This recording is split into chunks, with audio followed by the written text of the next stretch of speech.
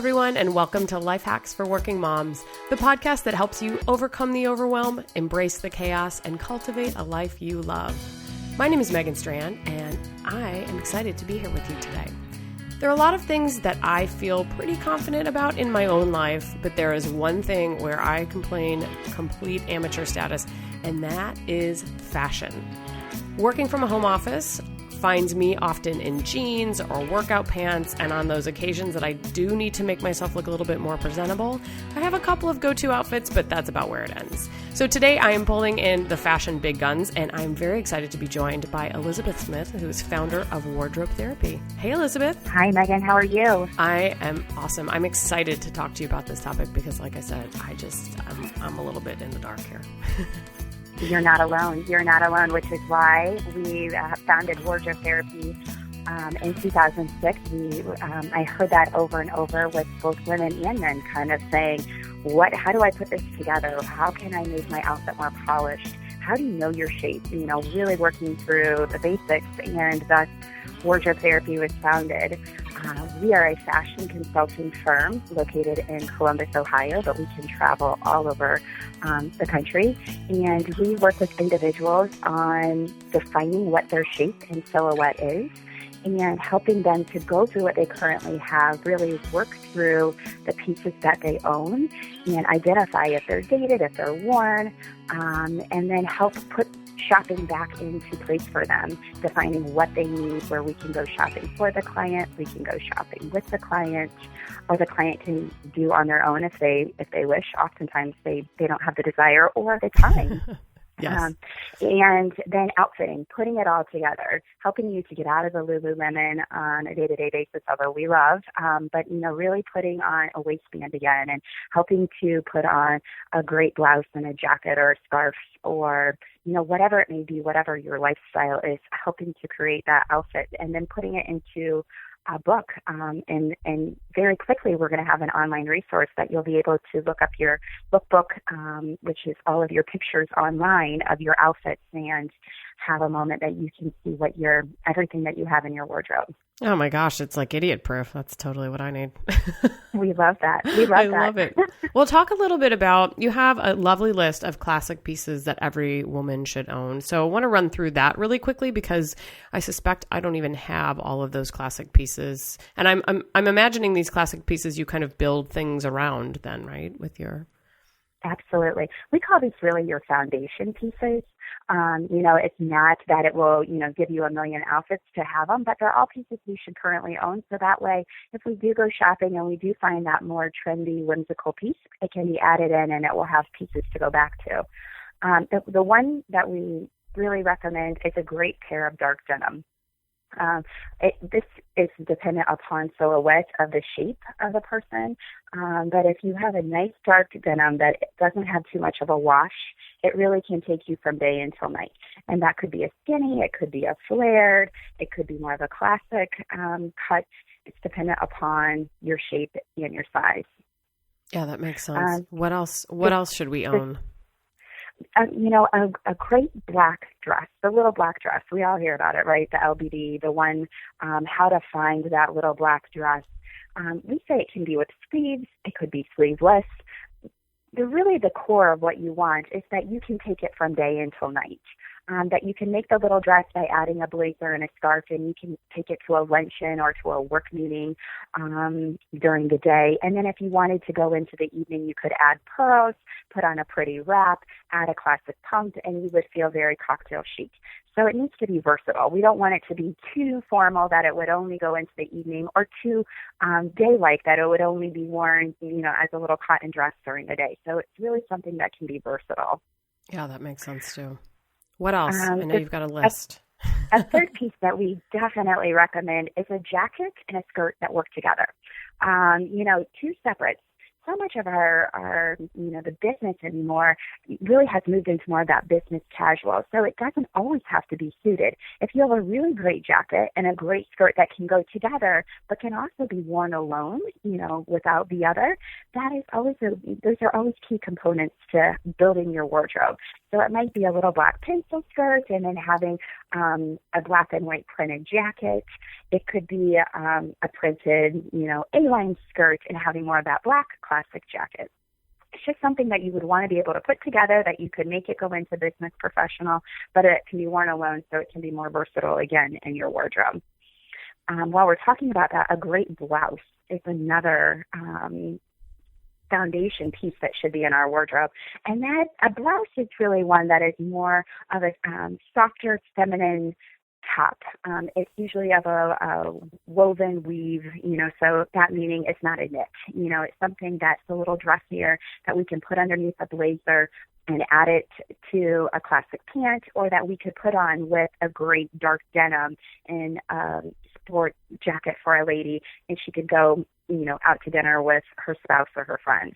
So a great blouse is definitely something that we all need in our wardrobe now. And along with that, a button-down Oxford shirt. I think we see those many times in the wardrobe, and we don't know how to wear them other than putting it on with a jacket and making that very business professional look. But a woven really anymore is something we can pair with a great pair of denim. We see a lot of ladies doing them more in a tunic style with a legging and a riding boot, which is very classic, for across the board, for a variety of ages and shapes. So, a woven is still definitely a foundation piece in our wardrobe. I'll be honest, that is one of the pieces that I've had the hardest time finding for myself. So people should know that I'm a petite size, which makes me in a totally different zip code as far as finding things that fit me. So I think that's probably a little bit relevant. But where do you recommend people find like a good classic white woven? Like, what are your favorite stores to do that? There's a non-wrinkle shirt that you can find at Nordstrom, that is around $59, and it's amazing. If you're looking at more of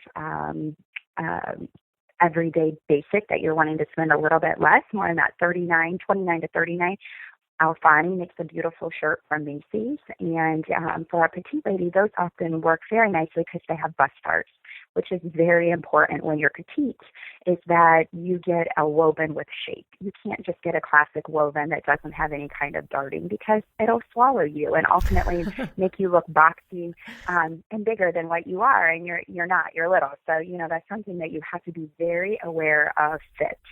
On the flip side, we often have women who are very busty, and they say, I can never find a woven that I can actually get to button over my butt. Right. And that can be tricky too. And there we say you have to definitely buy for the shoulder. So make sure the shoulders fit appropriately. And then if needed, we can always add a little hook and eye there. We could add a little bit of fashion tape if we need to kind of close it shut.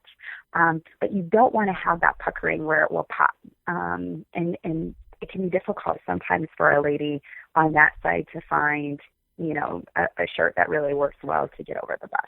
That's awesome. I think what I'm going to do, you have a couple of other classic pieces that everyone should own. I'm going to include those into the show notes with your permission. But I do want to move on a little bit to different body shapes and how you can dress for those particular shapes, because you've got some great tips here and I want to make sure that we can get through them. So the first shape that you mentioned is an apple shape. So tell us what that is, and if you happen to be an apple shape, what you should be wearing. Absolutely. So an apple shape, you tend to carry your weight and your midsection, right across the middle. The waist is not as well defined as other shapes. And oftentimes a woman is a little bit more busty if you have an apple shape.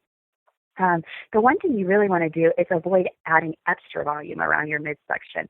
A lot of us think, since I'm, not feeling as great about my middle, I'm going to put on a top that's even, bigger, so it will hide actually, more of my area that I'm not loving. And the fact of the matter is that often only adds weight. We're not concealing anymore. We're actually adding. So we really say you need to do more tailored, structured tops that are not too boxy. you do want to keep it a little bit more fitted. Not that you want it to be skin tight to show where you're uncomfortable, but really to focus on the attributes that we want to show, which, you know, a lot of times our ladies who have more of an apple have really great legs. So how do we do that? Looking for V-neck tops to elongate the upper half and really create a long, lean line, you know, through the bottom is something we recommend. Doing a fuller pant, such as a flare or straight, to balance the upper body so that you don't look like you have little chicken legs on the bottom and then you look very top heavy up top. You know, it can be a tricky line to kind of follow. And to make sure that you don't do anything too shapeless. You know, if you have items that get, again, too full and too large because you feel like, oh, it's not showing my problem area, it actually begins to make you look bigger. Interesting. I could see how that would be the tendency with that shape. The other thing too, I think that I just did a presentation last night, and I was chatting with a woman who had more of an apple shape, and she had on a really fitted turtleneck, and she said, you know, this probably isn't right, is it? After she kind of heard the presentation, and I said, you know what, you're right. A turtleneck actually is not the greatest because, again, it's only drawing your eye up top. You know, our eye tends to lead at that turtleneck, where if she had more of a scoop on, it would draw the eye in and then down, you know, kind of creating more of a long, lean shape for her. So it's very important that necklines are thought of when you have this body type. Great. Okay. So that was the apple shape. And then maybe what we can do in show notes is put some examples, because you've got some great like celebrity examples of each of these shapes. So maybe we'll put some pictures of examples of these shapes too. And Wonderful. So what's the next one? So an hourglass, it would be the one that you often hear about. You know, everybody knows the Dolly Parton, or, you know, you think of that little waist, and then your hips and your shoulders are proportional to each other. Now, talk about that for just a minute, because I had a question about that, because when you and I were first talking, said it's all about your shoulder to hip ratio. So just explain that a little bit. Like, is it... Sure. If you were looking in the mirror at yourself and kind of getting an idea, what is my shape? Look at your shoulder and see, is your shoulder in alignment with your hip? Many times women say, actually, it is. I'm pretty proportional there. My shoulder and my hip are a direct line. If someone put a ruler there, they would line up. Is your waist then more indented? That would be an hourglass shape, because your waist is smaller than your shoulder or your hip. And kind of the same walking all the way through as we kind of go through the 5 different shapes. It's always a good kind of tail, because if your shoulder is larger than your hip, then you have more of that inverted triangle, because you're a little broader up top and more narrow through the hip.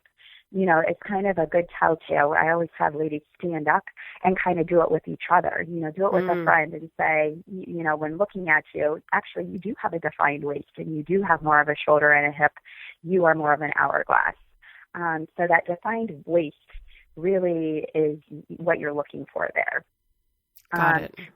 And the tip that you really, you know, if you have this body type, if you're lucky to have this shape, you want to make sure that the waist is your focal point, that you're putting on a little sheath dress, you know, one that has more of that fitted approach, so that you can see your curves and see, you know, what you were given as your body shape.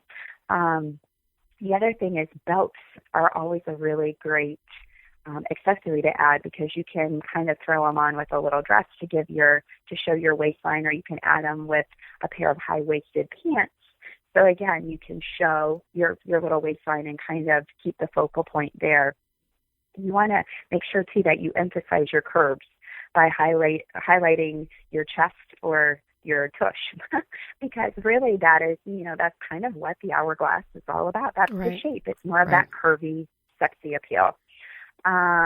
Most skirts really work for this body shape, especially if your top is tucked in, and a belt is added, just because you have a little bit more of that curve. And so there's not anything we would stay away from too much, other than you don't want to do an empire waistline. That really is a style to avoid if you have an hourglass body type. And that's only because the waistline is hitting right beneath the bust, and then kind of drawing away from your waist. The fullness goes at your waistband, and we're really hiding the shape that you have.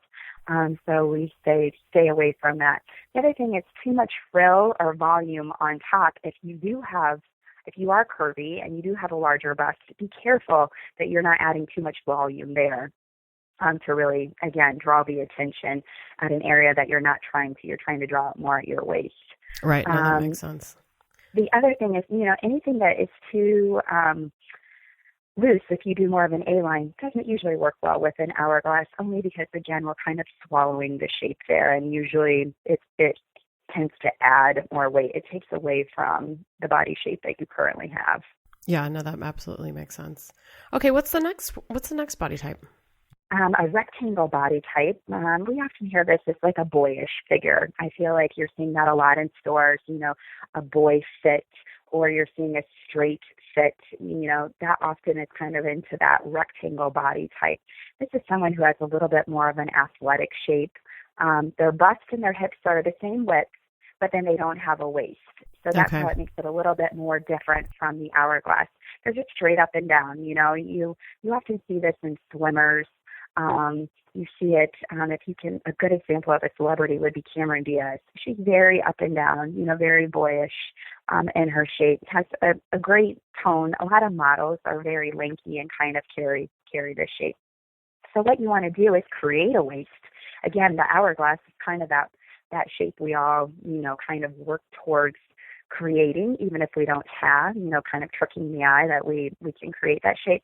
So you want to add a belt to your waist to add volume to the upper and lower half.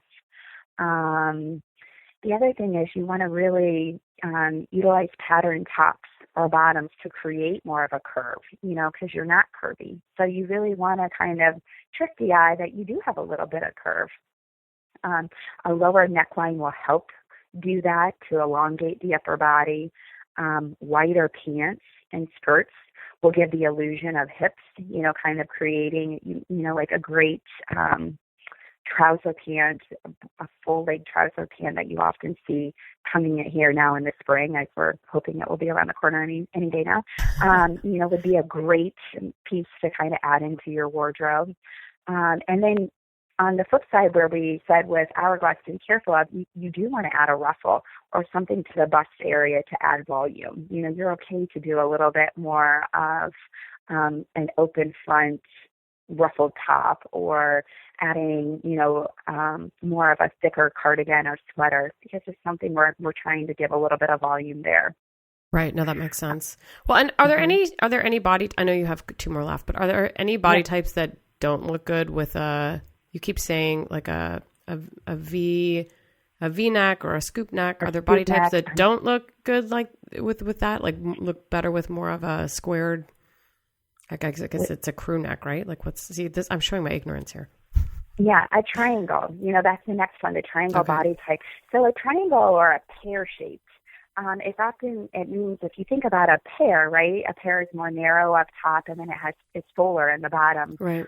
It's the same with our body. The shoulders are a little bit more narrow, and our hips are more full, so they're not in alignment. And oftentimes, we want to create width up top. We want to balance the hips so it doesn't draw the attention, our eye, directly to, our most focal point on our shape. And so there we would say, a boat neck, a top that can kind of have a little bit more of a cow neck, something that can give a stronger presence to the shoulder to balance the shoulders with the hips. A triangle or a pear shape definitely can use structure when it comes up top to give their upper half, a little bit more of a balance to their bottom proportions. That makes sense. What if you have, because I was looking at these and I'm like, I have no idea what my shape is, because I would, I'm bigger in the hip and butt area, but I don't I'm not narrow on the top. I definitely have, and I'm petite, so I don't know what I am. I'm like I break the mold. Megan, you're not. You don't worry. You know what we always say to do? Get a measuring tape out, run, do 3 different measurements. Do a bust measurement. A bust measurement is right around your outer portion of your body with, wearing just your bra or even a fitted tank top, and get the measurement right over the middle of your bust. so right across your nipple, and write that measurement down. Then go do your waist measurement, and that would be right through your belly button. So right on the middle of your belly button, grab that measurement, and then go to the fullest part of your hip. So again, take the measuring and go right around that fullest portion of your hip. And those three measurements that you receive will kind of show you right away. If your bust and your hip are similar in measurement and your waist is smaller, then you can kind of say, oh, I fall into an hourglass. If your bust is smaller and your hips are, quite a bit larger, but your waist is small, you might say, oh my gosh, I am definitely more of a pear shape. I'm not complete. I don't fall completely into that, but I have more of that shape. Or if you find that you're across the board pretty much the same, your bust to your waist to your hips, you'll find, okay, I'm a rectangle. And it's a quick and easy exercise that you can do with a girlfriend or, have your husband do for you, or you can do for yourself. The only thing I'd say when you're doing it for yourself, when you tend to look down, you do tend to drop your shoulder, and it kind of flexes you a little bit more than you normally are. So, hey, if you can save an inch here or there, let's do it. Make sure you have a girlfriend do it for you. That makes sense. Okay, what's the last body type? Thank you for that tip, because that's really, really helpful. Yeah, an inverted triangle. So this is more of that, you have a little bit more depth through your shoulder, and your hips are more narrow. So this is, again, it's more of an athletic-looking shape.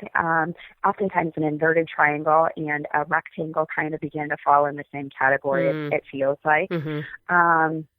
You may have a larger chest, but not necessarily. Again, it's sort of one of those things that you just, your shoulders definitely have more volume than your hip. So some styles that you want to look for are a wide leg flared pant to balance your broad shoulders. Full skirts, like an A-line or circle skirt, will also balance a wider top.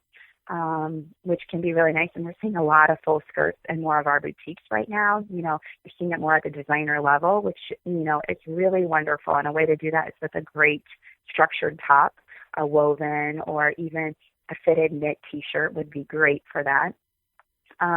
Belted tunics or sweaters or coats that flare at the lower body. I feel like we all probably now own an oversized long cardigan, because we've seen them, through the stores over and over again for the last 3 or 4 seasons. So, belting those tunics and really giving a little bit more flare at the lower body can definitely help there. And halter tops to make the shoulders look narrow. If you're moving into spring and summer again, looking for those halter tops, they kind of draw the eye again in and down versus out to your shoulder. And the one thing here that you really want to stay away from would be more of that boat neck, because again, that will just make you appear more broad. Your eye will go directly to your shoulders, and we don't want to do that. We want to trick the eye and make the shoulders appear smaller. Shoulder pads too. In the last couple of seasons, we've seen more of that structured shoulder, especially at more of a designer level, and that would be something we would say stay away from altogether. Excellent. That is so useful. So I want to end, because we have a couple of more minutes, and just talk about your most immediate tips for somebody like me, or somebody who is, working part-time or maybe staying at home full-time. Not that there's that many people listening to the podcast that do that, but you never know. How do we get out of the Lululemon phase? How do we get out of the athletic wear when we're kicking around? Like, maybe we don't want to look like we got dolled up to the nines to go pick up your child at school, but you do want to make sure you're looking presentable and not kind of getting into that frumpy mode, which I think can really have a psychological effect too. I mean, that's the number one reason I don't actually work in pajamas, which everyone says you should when you work at home. I never do that because I feel like I'm not being professional. So what do you tell people? Like, what are some gateway steps to looking, a little bit more pulled together without the athletic pants? The one thing we always really encourage, the first piece is getting, again, that pair of denim, putting a pair of denim back on, whether it be a dark denim, a black denim, more of a higher waisted, or, for some shapes we need to go lower waisted. The denim piece and putting on a waistband really helps you get out of that movement of, I'm just going to go back to my yoga pant, or I'm just going to put on a legging. And not that we don't love leggings, who doesn't? But, it's that first step at making you feel polished. When you put on a pair of denim and you even throw on just a great sweater that's cozy, and you add a riding boot, or you add a really polished ballet flat, you feel better, right? You feel a little bit more done, if you will. Absolutely. So, the big thing is shoes. After that, we say denim, then we say shoes. If you're a stay-at-home mom, or if you're a working mom from home, adding in a riding boot, a ballet flat, a really great loafer, something that can finish your outfit that, again, takes you out of more of that tennis shoe, that takes you out of a flip-flop, that takes you out of that really casual shoe. We always say if you have a great jacket and a great pair of shoes, nobody knows what you have underneath, and it makes you feel like $1 million, right? I mean, we say that. And so if we have those pieces in our wardrobe, it's the first foundation point to kind of get us started at feeling better all around. And it's scarves. I know we didn't get to that for, the pieces that we should have in our wardrobe, but a really great wrap or a scarf, that can you could be wearing a t-shirt, but if you put on a scarf and you throw on a pair of jeans and you put on your riding boot or a ballet flat and a little jacket and run out the door, you at least look like you tried, and you look more presentable. You feel better. You feel better about yourself when you dress good. Even if it's casual, dressing good doesn't mean you have to be dressed to the nines in a suit or running out in a cocktail dress every day. Right. It means, just feeling polished and really thinking about our shape and taking the time as women to say, hey, we're worth it. We're giving to so many other things in our lives, jobs, children, husbands, families, and we don't often take the time to think to ourselves, what is my shape? What is my style? What should I be wearing? And it's so important to really take those moments, and we see it all the time, women who say, oh my gosh, I never in my wildest dreams felt like I would feel this good even wearing a pair of dark denim and a great blazer. It feels, my husband is looking at me again. I feel better about myself again. And I want to take the effort to really take that extra step in thinking about my outfit each day. I love it. Absolutely perfect way to wrap up this episode, Elizabeth. Thank you so, so much. If people want to find out more about you and wardrobe therapy, how would they do that? We have a wonderful online presence. We have a website, wardrobetherapyllc.com. We're also on Instagram under Wardrobe Therapy and Facebook under Wardrobe Therapy LLC. So we would love Twitter, Wardrobe Therapy. So we would love for everyone to join us in the conversation there. That's happening daily. Excellent. That is perfect. And we'll be sure to include those in the show notes as well. And of course, you can find Life Hacks for Working Moms at LH4WM.com, as well as iTunes. We do recommend you subscribe to the podcast so you don't miss an episode. And if you like this episode, please let me know on Twitter. I'm at Megan Strand, and we will talk to you next time. Thanks so much for joining us for this episode of Life Hacks for Working Moms.